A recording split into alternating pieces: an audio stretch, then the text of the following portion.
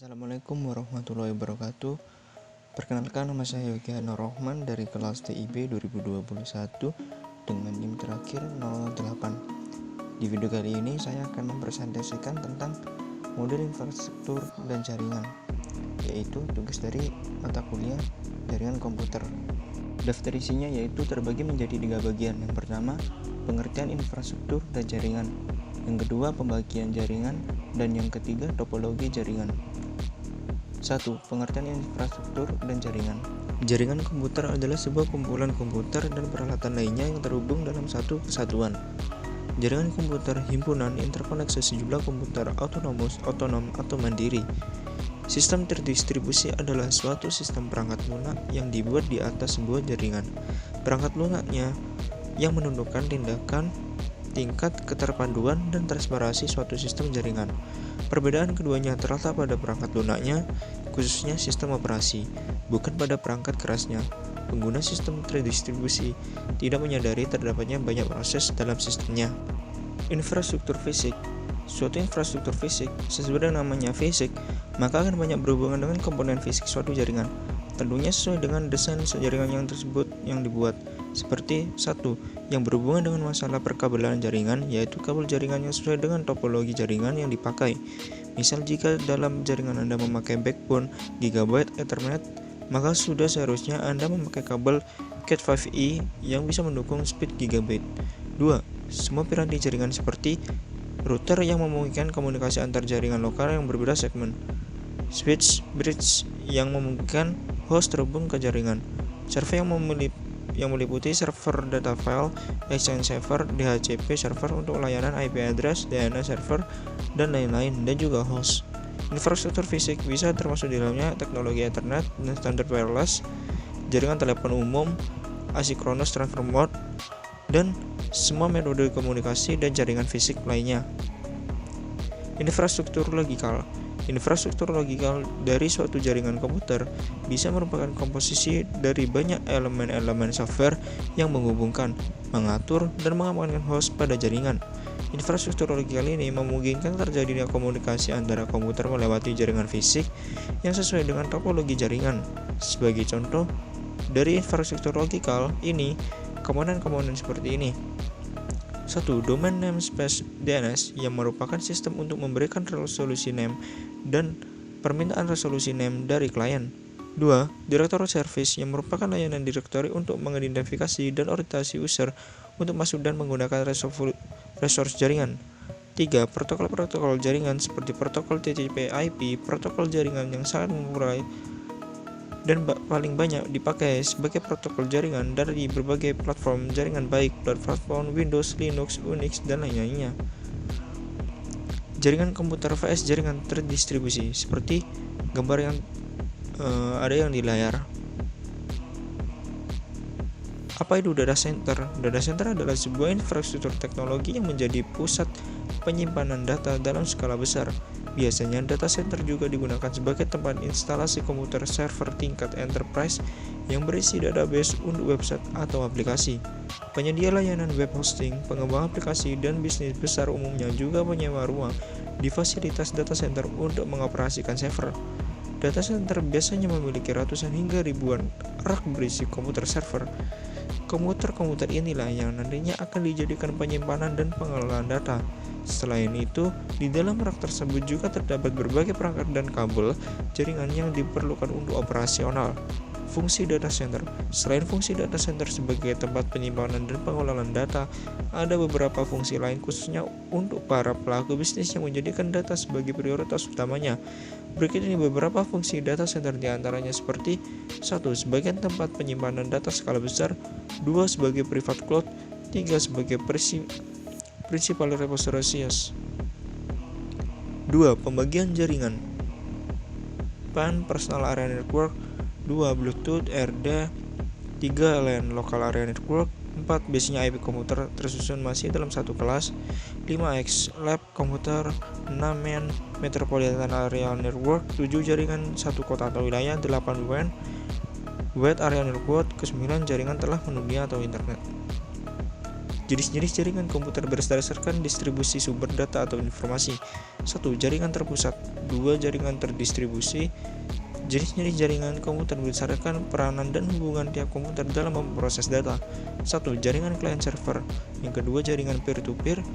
Kemudian jenis-jenis jaringan komputer berdasarkan media transmisi data. 1. Jaringan komputer berkabel wired network. Kedua, jaringan komputer berkabel wireless network. 3. Topologi jaringan. Macam-macam topologi jaringan terdapat menjadi 6 bagian, yaitu bus topologi, ring topologi, star topologi, extended star topologi, hierarchical topologi, dan mesh topologi. Topologi bus. Topologi bus merupakan topologi di mana semua mode dihubungkan melalui satu kabel yang memiliki dua buah ujung. Pada kedua ujung kabel ini dipasang perangkat yang memiliki berbagai macam fungsi. Salah satu fungsinya adalah mencegah hilangnya sinyal pada kanal. Perangkat yang dipasangkan kabel tersebut dikenal dengan sebutan terminator. Kelebihan Topobus. Biaya instalasi yang bisa dibilang sangat mudah karena hanya menggunakan sedikit kabel. Penambahan client atau workstation baru dapat dilakukan dengan mudah.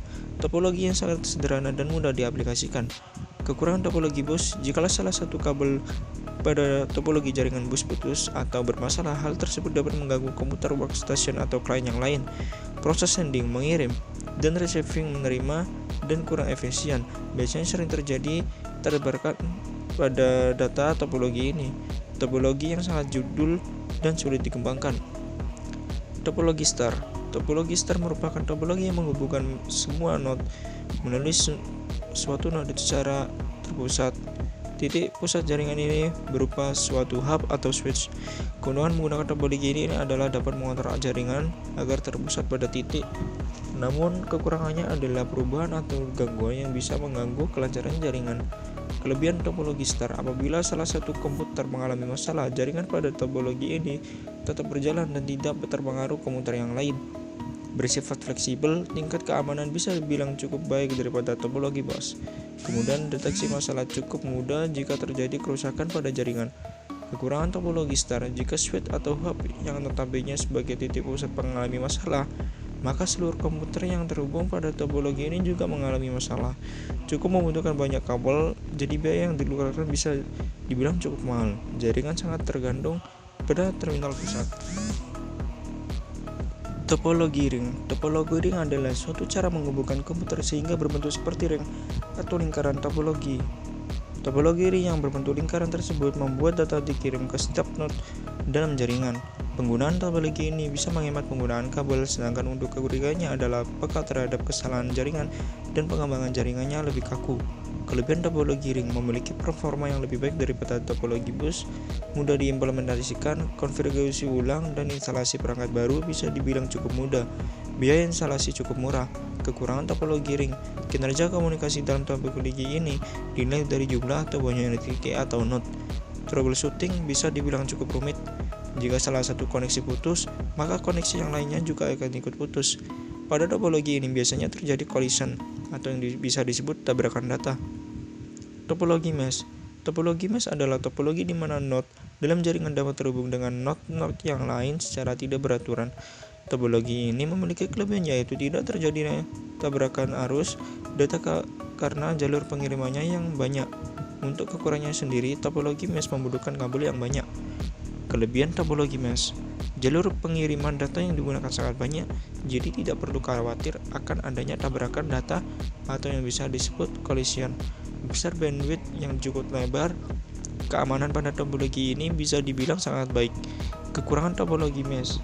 Proses instalasi jaringan pada topologi ini sangatlah rumit, membutuhkan banyak kabel, memakan biaya instalasi yang sangat mahal dikarenakan membutuhkan banyak kabel.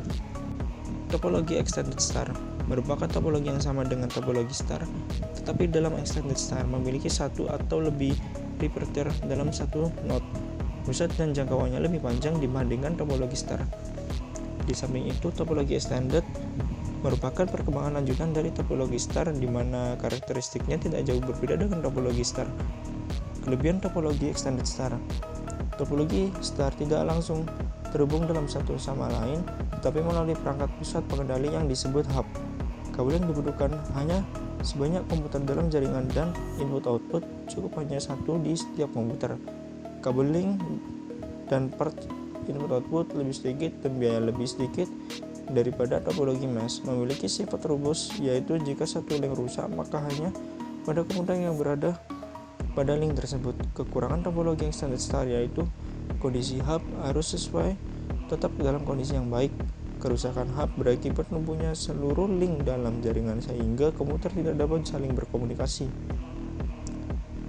Topologi hierarki berbentuk seperti pohon berjabang yang terdiri dari komputer induk, host yang diswitchkan dengan simpul atau not lain yang secara berjenjang.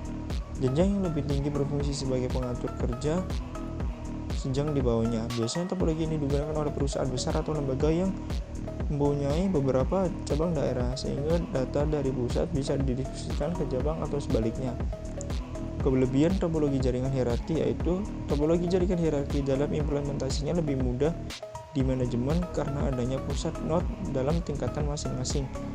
Dapat menjangkau jarak yang lebih jauh dengan adanya sifat repeater sebagai penguat sinyal yang dimiliki hub. Kekurangan topologi jaringan hierarki yaitu jika ada node yang rusak, maka node yang berada di level di bawahnya akan terganggu. Harus memikirkan secara matang dalam mendesainnya karena membutuhkan banyak kabel untuk menerapkannya.